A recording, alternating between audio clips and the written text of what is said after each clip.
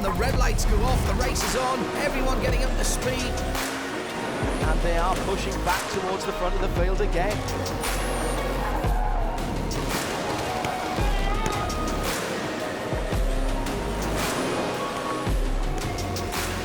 Through the last corners and through the checkered flag, an historic victory. And then it's time for champagne.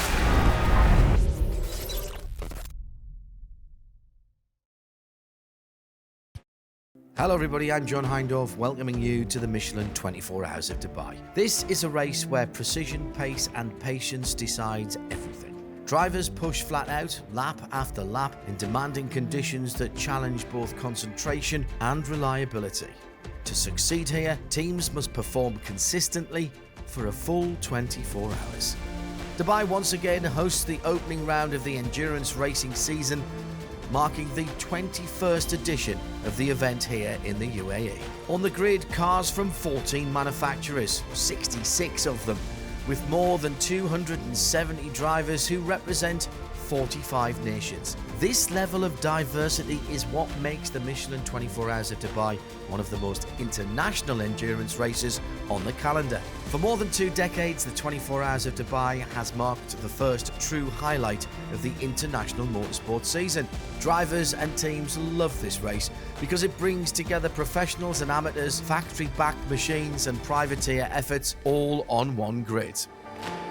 It's the first big GT3 24-hour race in the year, and you almost always see all these big names. So I look forward to coming back every year.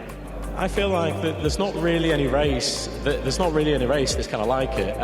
It's kind of a really good mix of super high level, with some of the best drivers in the world here. But then also the event itself is just really nice. It's great off-season preparation. Oh, I love it. We did this last year for the first time and had to come back this year. Dubai's identity goes far beyond its iconic skyline. At the heart of the desert sits the Dubai Autodrome. 5.3 kilometers, just over 3.3 miles. It's an FIA-approved circuit with 16 demanding corners, straights, and a very complex first sector infield. So, buckle up and prepare for a lap of pure intensity. Down the 800-meter main straight, the top GT3 machines surge to 255 kilometers an hour. That's nearly 160 miles an hour before you get hard on the brakes going downhill into turn 1, the right-hander. You shed more than half that speed in just a second or so in order to make the corner. Get the power straight back on through turn 2, a fast left-hander, and then the field will storm through turns 3 and 4, rapidly climbing in speed towards 190 to 200 kilometers an hour.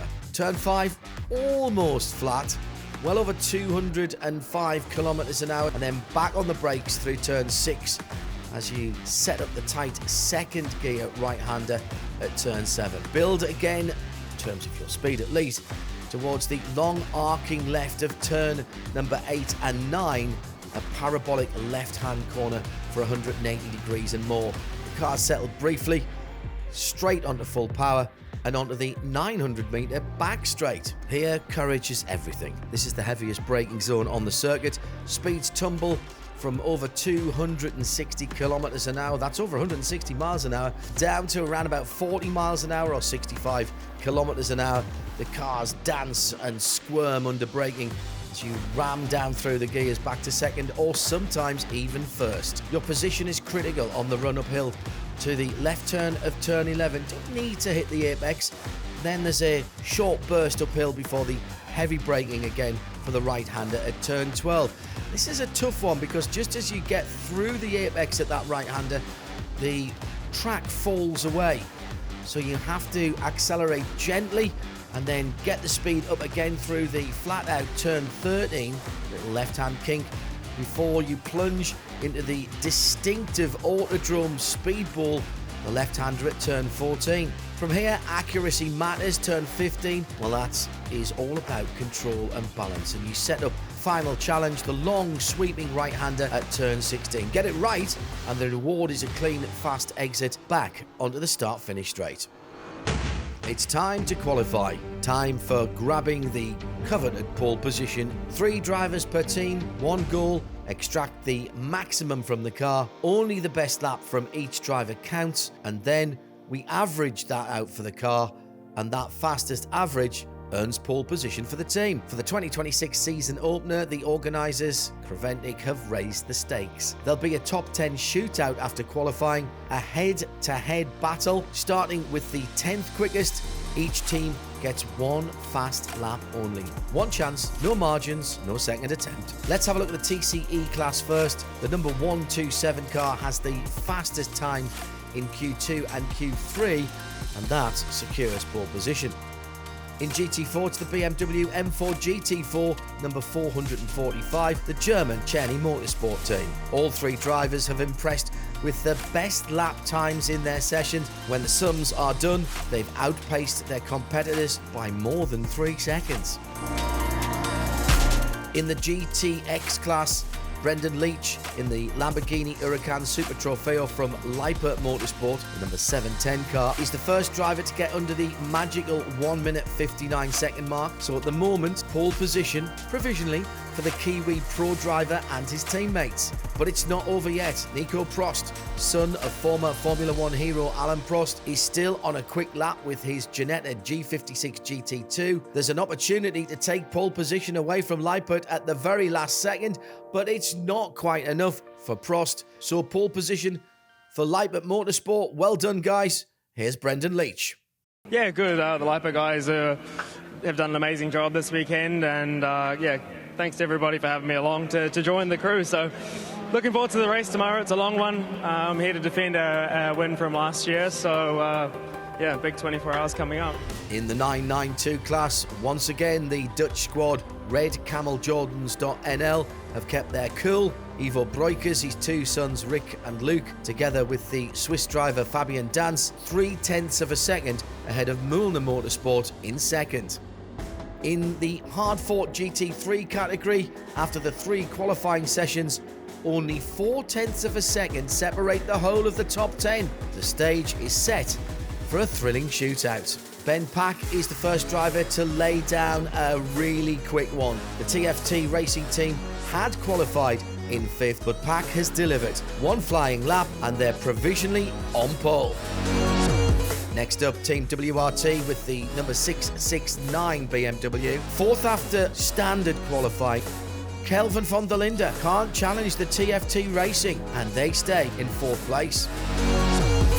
Now it's Pierre Caffer, a very experienced professional driver at the wheel of the Sonterlock Junior Team Audi. They were 3rd after standard qualifying, but Caffer can't match Ben Pack's benchmark.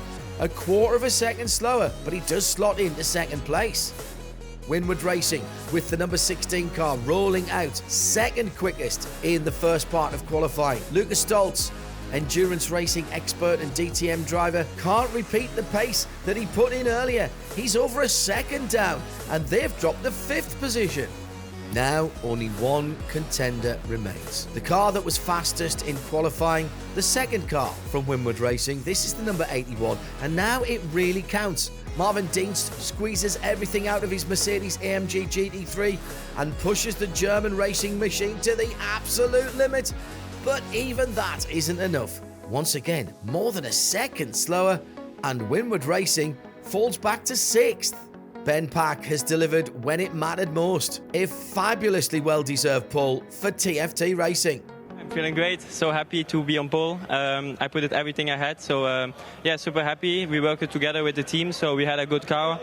Thank you to my mechanics, engineers, teammates for the support. So now super happy, and now we have a race to finish.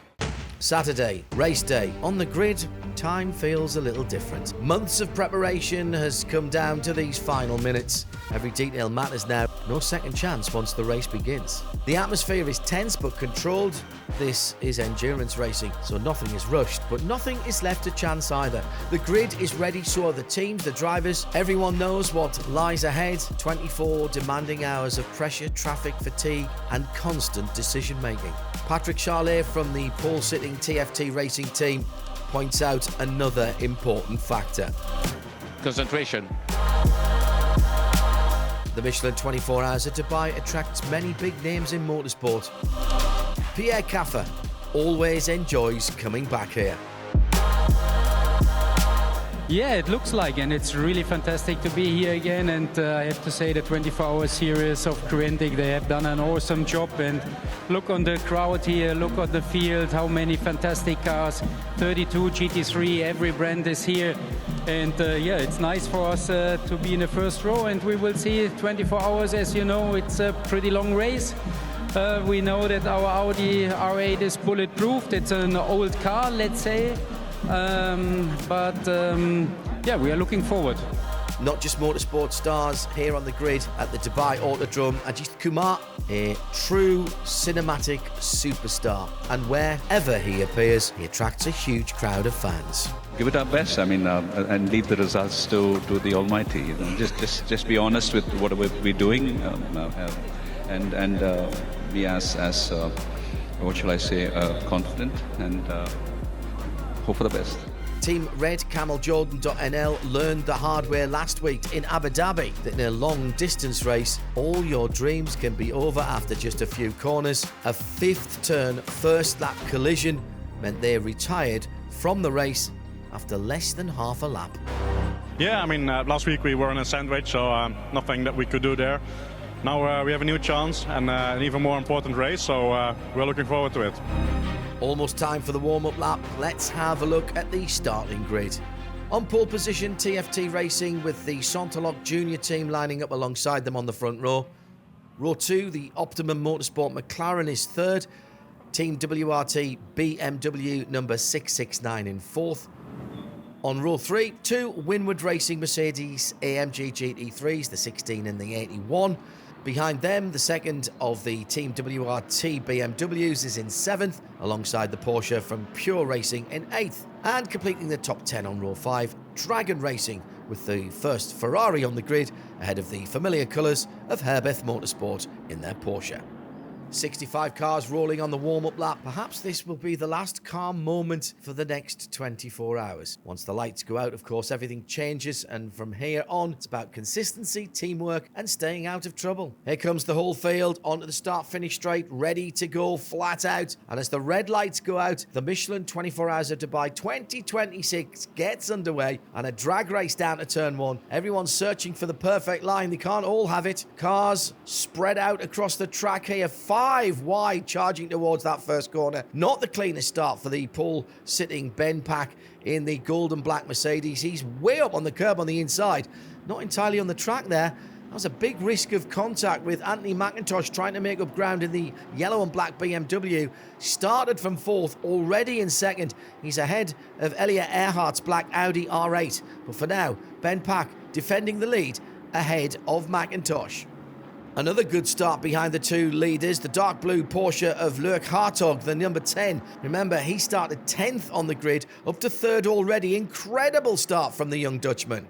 As the field thunders down the back straight, a couple of cars side by side at full field. Ben Pack on the left, Anthony McIntosh on the right. McIntosh has the momentum and powers past Pack, taking the lead. A brilliant start for the American amateur, and the first now into turn number 10, taking the lead. A hectic start to the race as always, but so far, no crashes, no spins, and everyone has funneled through cleanly. Hartog keeps pushing, makes his move between turns 10 and 11, sweeping past Ben Pack. That's a stunning opening run from 10th on the grid to 2nd in 11 corners. Oh, there's the first car in trouble. The Into Africa Racing Ferrari, the number 25, has gone wide and gone off the track at the Parabolica. There's debris on the track, maybe contact with another car there.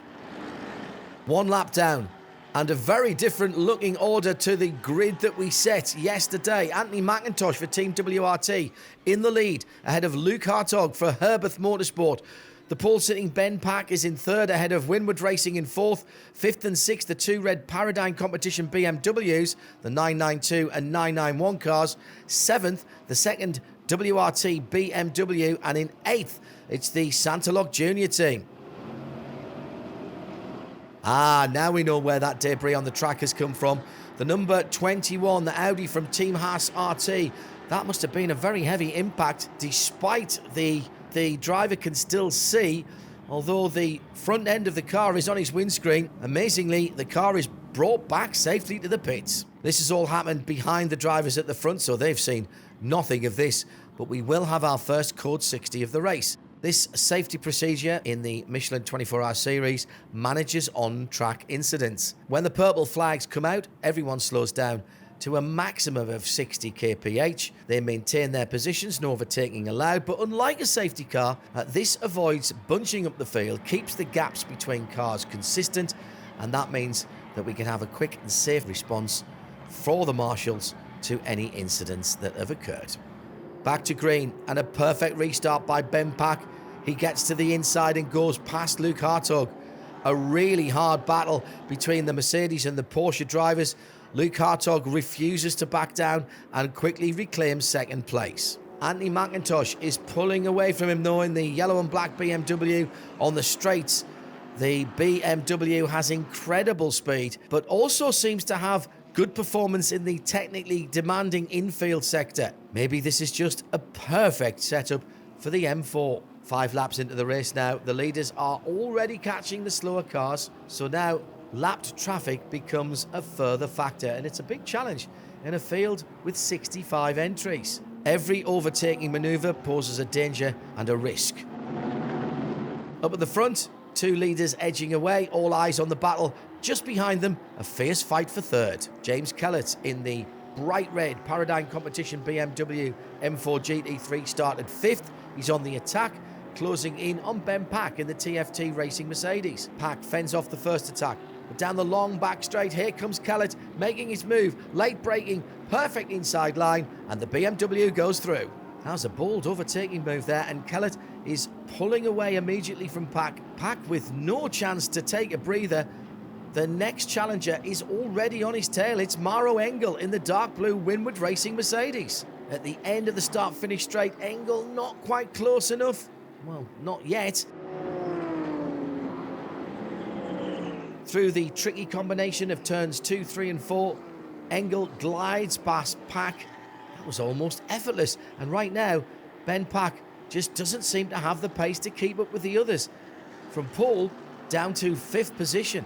Augusto Farfus has started the other red Paradigm Competition BMW. That's the number 991. He sees his opportunity and has gone past Pack as well. Poor Ben Pack, he can't catch a break. Jules Gounon in the Grove Racing AMG is also right with him now. Pack tries to fight back, but he's got nothing for Jules Gounon. Another position lost, Pack down to 7th position now. The gold and black Mercedes clearly in trouble now, continuing to lose ground and can't hold its position or hold its own in any of the battles. Dante Rapang in the Optimum Motorsport McLaren is the next car to go past. Pack under attack from all sides. After just half an hour, the pole sitting car is down to 10th place.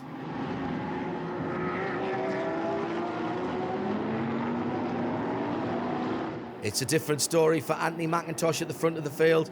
He's ahead by 3 seconds. Luke Hartog in 2nd position.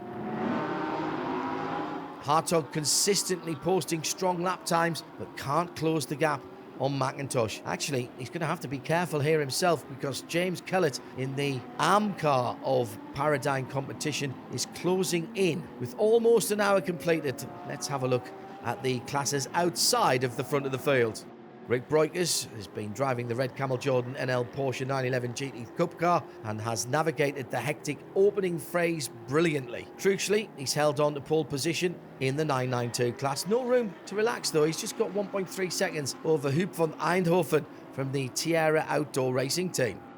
Some fascinating racing machines in the GTX class, and one very special contender, the Rossa LMGT from Rossa Racing. Roman Rusinov started from 4th position on the grid in class. Already he's leading that class, and his lead is impressive. He's gained a whole lap already on the GT3 Poland entry from Andrzej Lewandowski. In GT4, Joshua Bednarski from pole-sitting team Czerny Motorsport with the 445 BMW holds the lead. Stefan Epp from SRS team Zorg Rennsport is battling hard, but can't quite keep the pace of the leader. Things are going even better for Zorg Rennsport's second team. They lead the TCE class with their Porsche 718 Cayman. The number 127 car is 1 lap ahead of Asbest Racing.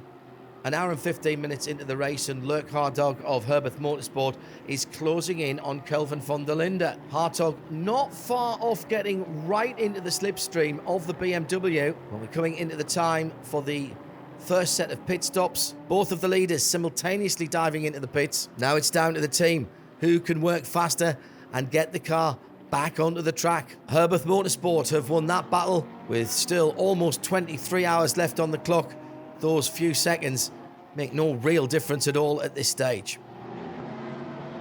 Oh, at turn one, there's huge drama. This is the Ajith Red Ant Racing Mercedes number 93. Smoke pouring out of the AMG, and it looks like there's some fire there. It's Ayrton Radont who gets out of the car quickly, and most importantly, he's fine. The marshals are quickly on the scene. Fire extinguishers, never good for a race car at all. It puts the fire out, but there'll be some cleanup to do there. In the pit lane, it's disappointment and disbelief for the team. Ajith Kumar has not even had the chance to get behind the wheel. A disaster early on for the ambitious Belgian team.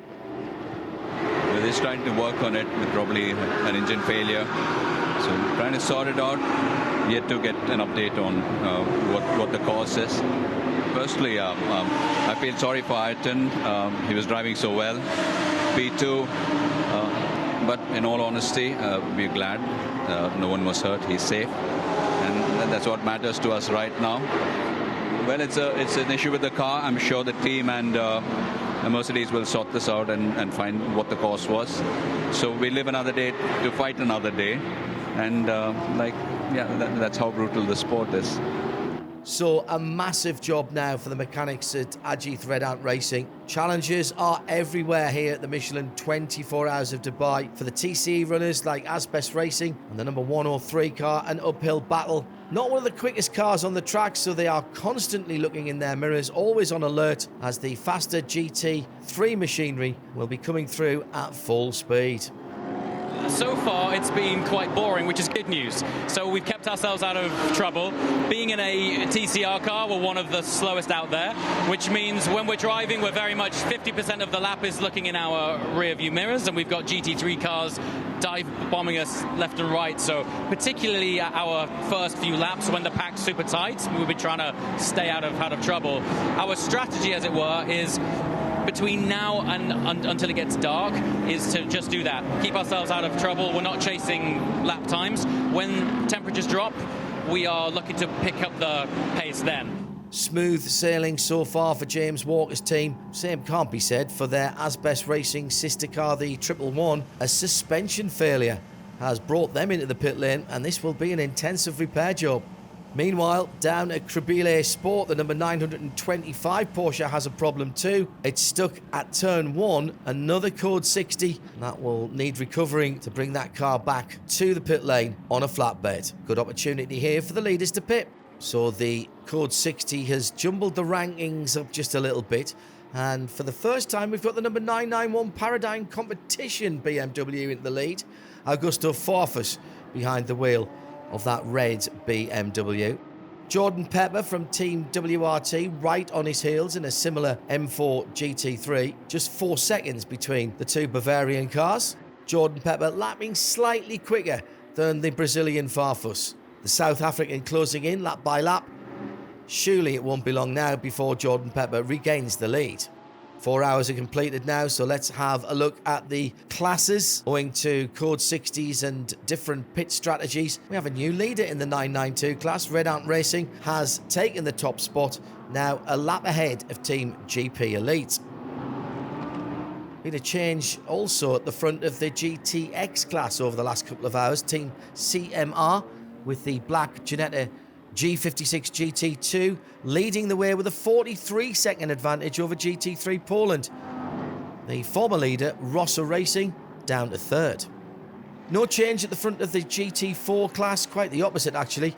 Czerny Motorsport with their 445 BMW has tightened its grip at the front of the field. 2 laps now the gap over SRS Team Zorg Rennsport.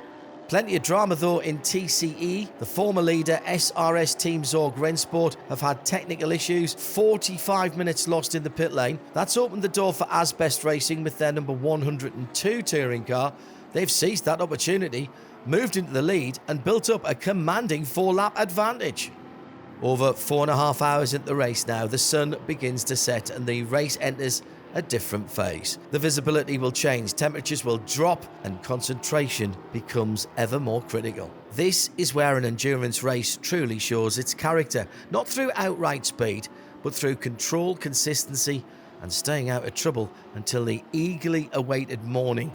But here, in the Arabian desert, daytime is over 13 hours away. In a long-distance race, anything can happen at any moment, but in this one thing is becoming clear, and that's the dominance of BMW. The Team WRT and Paradigm competition cars, all 4 of them, are running inside the top 5 at the moment, and in these nighttime conditions where the temperatures have dropped and the track grip levels have fallen, the setup of the Bavarian racing machines seems to be perfect.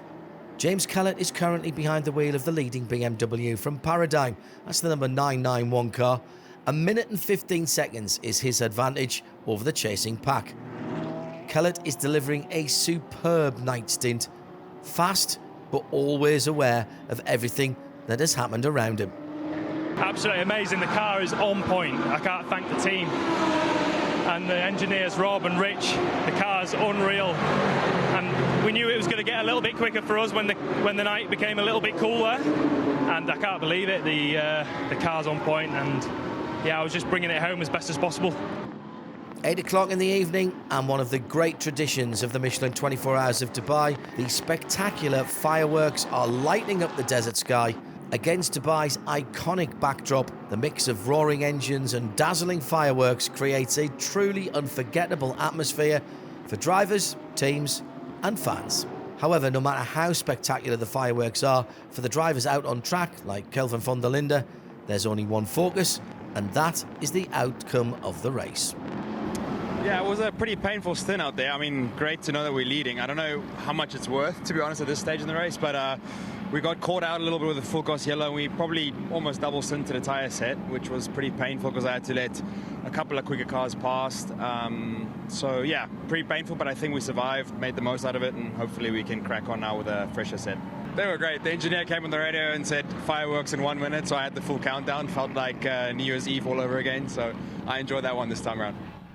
The fireworks are over and trouble has struck the team running in 4th, Winward Racing, with their number 81 car. Marvin Dienst brings the car to a halt at the side of the track. What's the reason? Very frustrating. The right rear wheel and tyre has disappeared. Now that shouldn't have happened. Dienst is furious.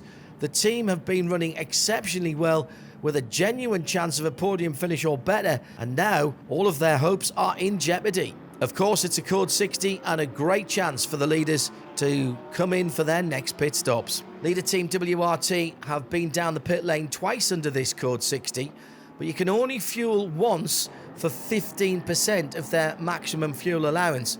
They must think it's quicker to come through the pit lane than to run down the front straight. In GTX, Rosser Racing is back in the lead. Vyacheslav Gutek is at the wheel of their stunning prototype, with the mighty V8 in the middle of the car. But it's a tight gap, just 5 seconds between them and Nico Prost in the Ginetta from Team CMR. Well, that's another wheel that's gone astray. Where's that come from? It's from the leader, Team Haas RT, the number 2 bright blue car. Unbelievable. James Winlow had put the Haas RT car into the lead, and now his teammate George King stops in exactly the same spot that Marvin Dienst did just a few laps ago. And exactly the same problem as well. No right rear wheel. George King can't believe it. It's like a replay and a disaster for his team. The marshals have brought the car back to the pits on a flatbed. Let's find out what happened from George King. You know, we've still got just over 15 and a half hours left. Haas, the boys and girls at Haas, done an amazing job to fix the car so quickly and get James back out, so we're definitely giving it everything we've got. To be honest, I'm not sure what I'm looking at mechanically, but there's no evidence to say that it wasn't done up tight enough, because he done 12 laps and then it just fell off, so we're still trying to diagnose the problem to see what exactly happened. An eventful first third of the race. Let's take a look at the standings after 8 hours. Paradigm Competition have a 33-second lead with the number 991 BMW from a similar car of Team WRT in second. The white Grove Racing number 4 AMG is in third, and then the second BMW from Team WRT in fourth. It's Herbeth in fifth with their Porsche, Razzoon Northern Racing in sixth. Former leader Paradigm Competition is down into seventh, and the second Winwood car now in eighth. Optimum Motorsport in ninth, Almanar by Dragon Racing back in the top 10. Well, it's a familiar quartet back at the head of the field now. Paradigm Competition with their numbers 991 and 992, as well as Team WRT with the 669 and 27 BMWs. These two teams are really battling for victory here in Dubai. 16 hours to go, anything can happen. It will be exciting to see, I think, if one of the other teams can break up this BMW dominance. Yeah, it was really tough, honestly. I had a radio problem. I wasn't hearing the engineer, and they couldn't hear me well in the first stint, so I was always having to look to the pit wall in the main straight to get the infos. So it was really dark, not only by the night, but also because of this radio problem. Apart from that, we have some TC issues, some traction control issues, which we're trying to solve. So I had to do both stints with TC almost off, which made my life really difficult out there, especially at the end of the stint. So, but yeah, I mean, I'm happy that we kept the lead, and now we just need to focus. And yeah, I think we have to deal with it. Honestly, we have no alarms in the dash, and we don't know what it is. So yeah, we're just running low in the TC and hoping that nothing major happens.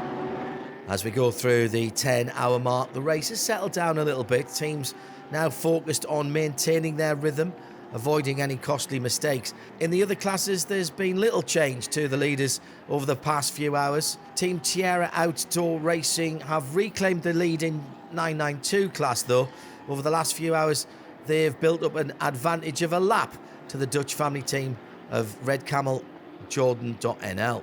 CMR with the 795 car is back to the top spot in GTX. 2 laps is their lead over Rossa Racing, and that's actually pretty impressive because they've made 3 pit stops more than Rossa. No changes at the front of GT4. Cheney Motorsport clocking fast laps one after another, trouble-free mechanically as well. Now, they always run fast, even if the competition isn't pushing them, and they have an 8-lap lead now over SRS Team Zorg Rennsport. Similar story in TCE. Asbest Racing with the 102 touring car now has held the lead for more than 6 hours and enjoy a comfortable advantage of 5 laps ahead of their sister car, the number 103.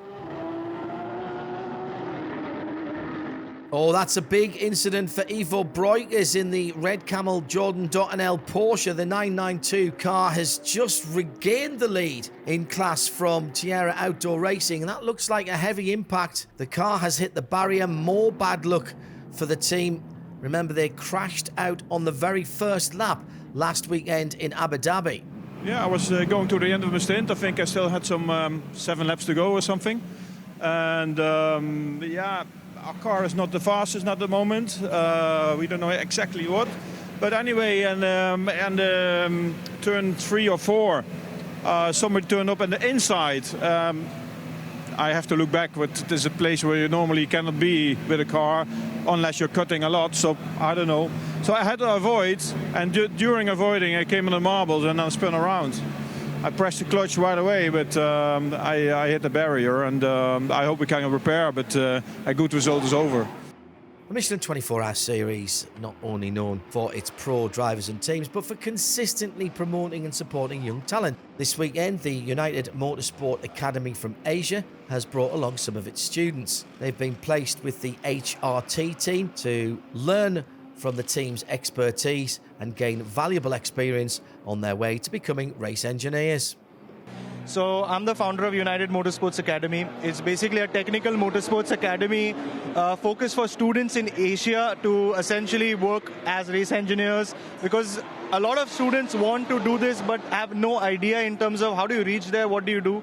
So we are eternally grateful to teams like HRT and our mentor, Mr. Roberto Gomez, for allowing opportunities. So we have got students from all across Asia. We have got students from India, from Pakistan, and we are just making sure that they get the opportunity to at least showcase their skill set. And because as countries, there's no much motorsport culture there, so reaching that level of information is very difficult.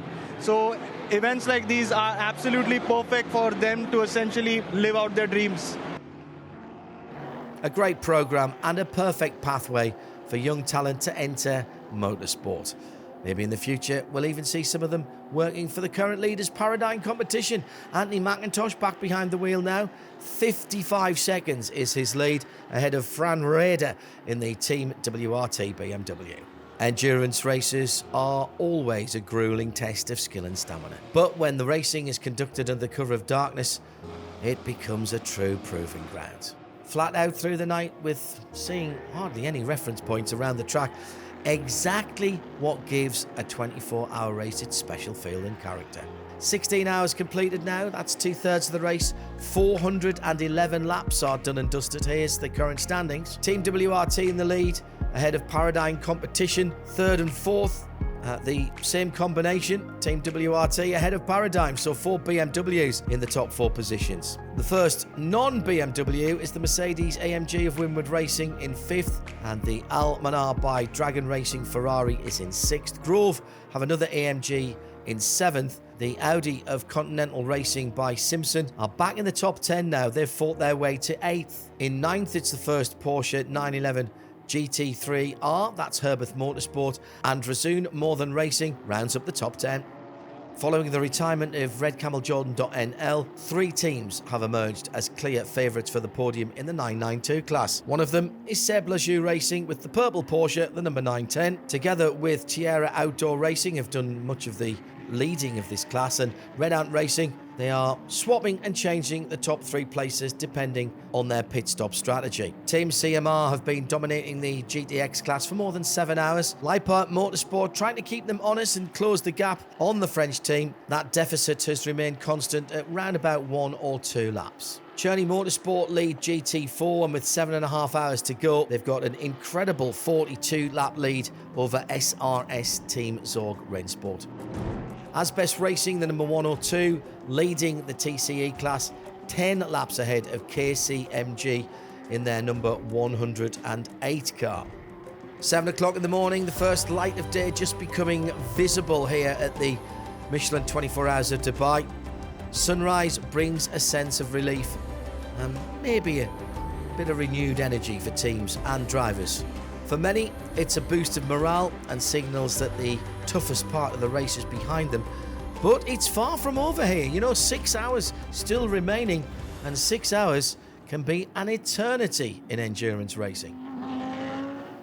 Although we've come through the darkness, there's been a big crash here in the early hours of the morning. Victor Titarenko in the ex-Motorsport Porsche into the wall. Now, as we look here in slow motion, you can see him flying off the track there just at the side of the image. Another code 60, the 16th so far, and a good chance for everyone to come into the pits without losing too much time on track. So the code 60 has just changed the rankings a little, but the basic assumption that one of the BMWs is in the lead remains the same. Paradigm competition 3 minutes ahead of Team WRT number 27.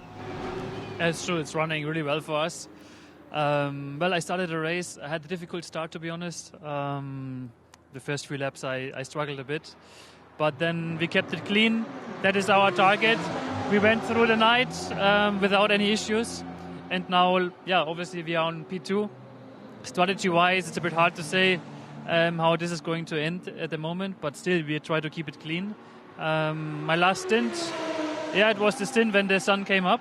Obviously always a bit tricky time also, because people start to be tired. But I enjoyed it a lot.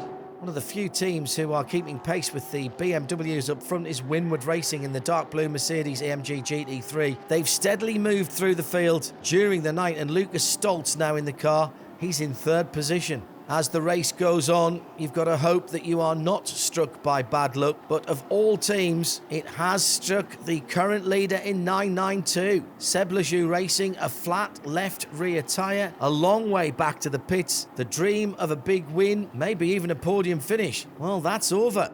Only 10 minutes after the Seblajou Racing issues, another drama. Amna El Kabezi in the Team Rossa racing car. That's been a huge impact. The front end completely torn off the Rossa racing machine. Incredibly, Amna has limped the car back to the pits on her own. This repair will take some time, so the podium looks to have disappeared for that team.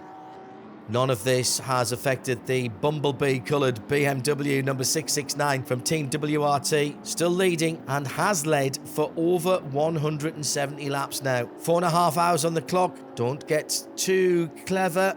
No reason to celebrate just yet.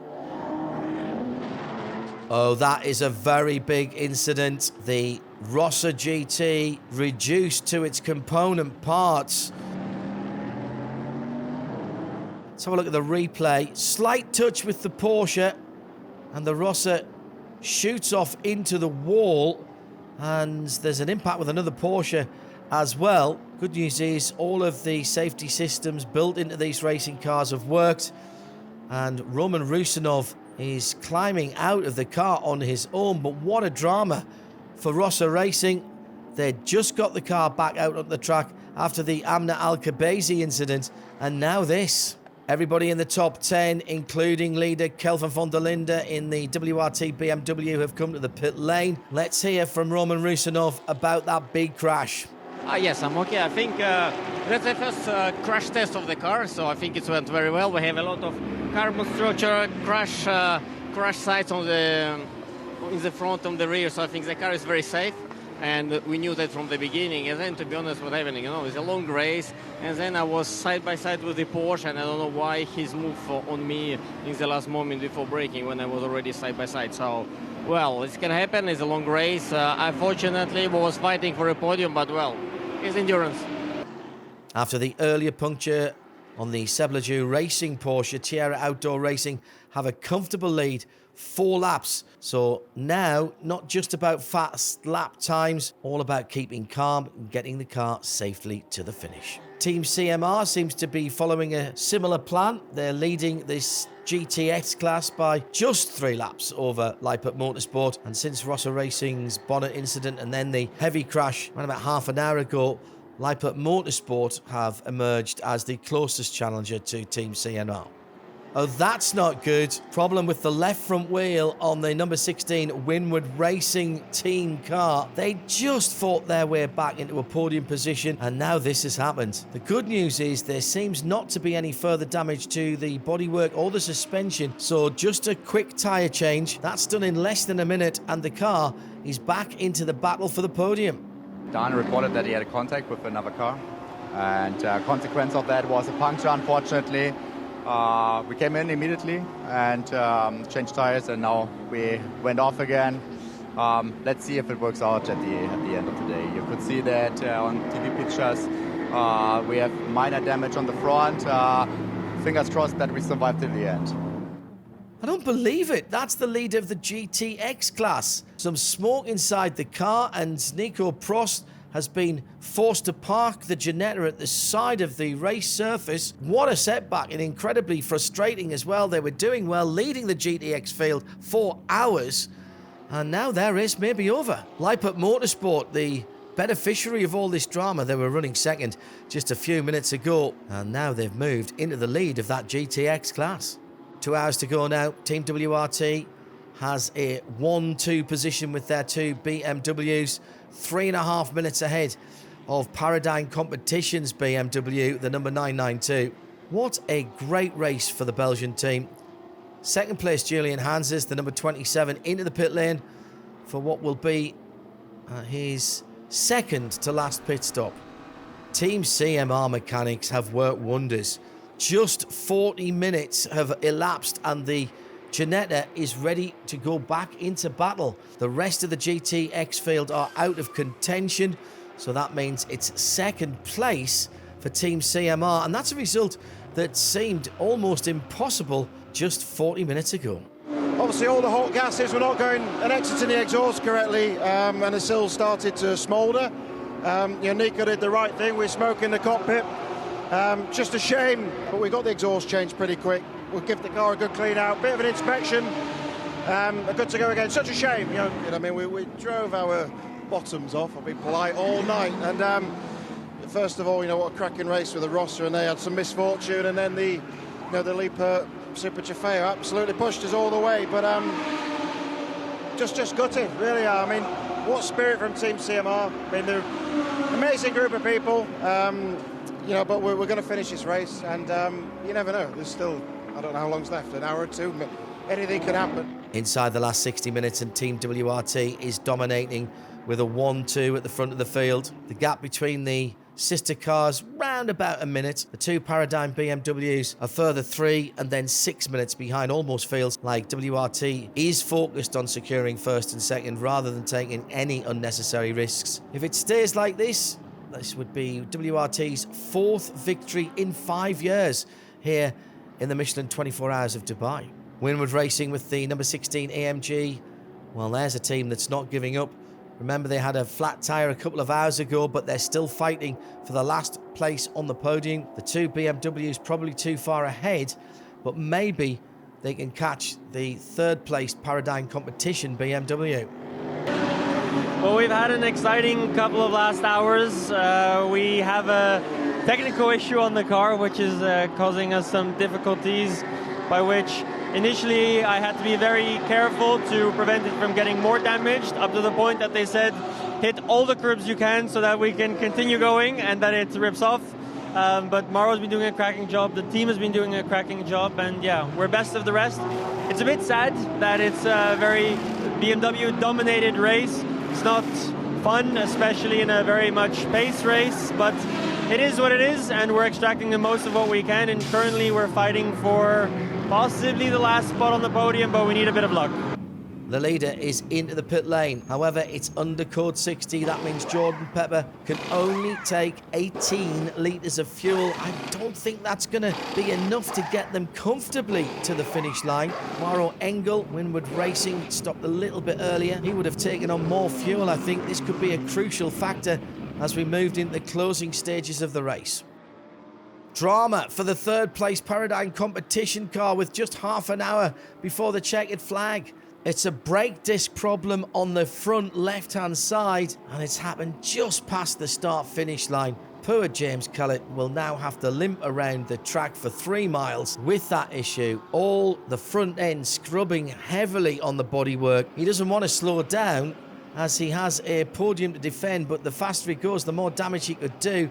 This is the chance for Winward Racing to snatch a spot on the podium at almost the last minute. Well, nothing that you can fix in a few minutes for that Paradigm BMW. The brake disc has exploded and taken the tyre with it. Mauro Engel now up into 3rd place in the AMG, but the question remains for that Winward Racing car: do they have enough fuel to get to the finish? In 2nd place, Christopher Haaser for Team WRT. Well, he's going to have to refuel one last time, but the lead he has over the Winward Racing 3rd place car should be enough. The current times of Mauro Engel looks like he is in a heavy fuel saving mode and therefore not going flat out. Well, dramas in the last half an hour or so. The leaders in classes have been spared and now can drive home for their well-deserved victories. In the TCE class, the 1st position goes to Asbest Racing with their number 102 touring car. Their advantage 7 laps ahead of KCMG in 2nd. Great performance there for Asbest. In GT4 class, no doubt about Czerny Motorsport's victory. They've been leading since almost the green lights, and they finish with an incredible 64-lap victory. SRS Zorg-Rennsport in 2nd. In GTX, pretty exciting right up to the end. Plenty of ups and downs, but Lipa Motorsport are coming out on top, and they'll claim this victory that, frankly, at certain points of the race, did not look like it was possible. What a great race from the Dutch team, Tierra Outdoor Racing, the number 962 in the 992 category. It was in the leading group right from the start, but a clever race strategy, clean pit stops and consistently fast race times. That means a much deserved and well celebrated victory here in Dubai. But now it's all about the winner of the Michelin 24 Hours of Dubai, Team WRT. For the final time, Jordan Pepper is on the start-finish straight. Checkered flag for the winners then. Huge celebrations in the pit and on the wall. Congratulations to the team, Kelvin von der Linde, Anthony McIntosh, Ben Tuck, Fran Wareda, and of course, Jordan Pepper, who brought the car home. 604 laps completed, 370 laps in the lead for the winners. No doubt then about their performance. And coming in second place, here's Christopher Haase making it a 1-2 for the Belgian team WRT. It's Lucas Stoltz who comes home in third for Winward Racing in the AMG Mercedes. Let's hear from Jordan Pepper, our winner. No, it was a casual Sunday drive at the end. No, I'm kidding. We went on a bit risky with a lot of fuel saving at the end, but it was good fun getting a target and trying to nail it. And yeah, we had to slow down a little bit there at the end just to not do an extra lap, just to make sure we had enough fuel to the end. So credit to the team, huge thanks. They welcomed me on board and been just incredible. And then my teammates have been absolute superstars. Every single one of them did an amazing job, did exactly what we asked. And yeah, to win my first BMW race as a BMW Works driver is a dream come true. To share the podium with my brother, Calvin, and obviously these absolute legends is just super special. So yeah, happy boy tonight, probably the happiest in Dubai. Now, one of the highlights of the weekend, the podium ceremony, and in one of Dubai's most unique traditions, the winners are honoured with a camel parade through the pit lane and the paddock. What a phenomenal day of racing we've witnessed here at the Dubai Autodrome, and after 24 hours of relentless competition, it's time to celebrate the winners. Please welcome the winners of the 2026 Michelin 24 Hours of Dubai, Fran Wareda, Kelvin von der Linde, Jordan Pepper, Ben Tuck and Anthony McIntosh. Let's raise the trophies, gentlemen. Let's recap the final standings of the Michelin 24 Hours of Dubai for 2026. Team WRT come home in first and second place for BMW, 3 laps behind the Mercedes of Winward Racing in third. Fourth place, another BMW Paradigm competition. Fifth place after the 24 Hours Herbeth Motorsport in the Porsche, and another Porsche in sixth for Pure Racing. In seventh, Grove Racing in the AMG, and the second Herbeth car made up several places in the last phase of the race and finished in eighth. Rasoon Northern Racing in ninth, and the Audi of Team Continental Racing by Simpson rounds up the top 10. And so the Michelin 24 Hours of Dubai has reached its conclusion. From the deafening roar of the engines to the glowing spectacle of the finish line, intense battles on track, moments of precision and teamwork in the pits, this race has once again delivered unforgettable memories. It was truly a test of endurance, skill and determination, and what a spectacular start to the international endurance season. As the teams pack up and the lights of Dubai fade, we look to the next challenge. At the Michelin 12 Hours of Mugello in Italy, where the season continues and new stories will be written. I'm John Hindorf. See you at the track. The red lights go off, the race is on, everyone getting up to speed. And they are pushing back towards the front of the field again.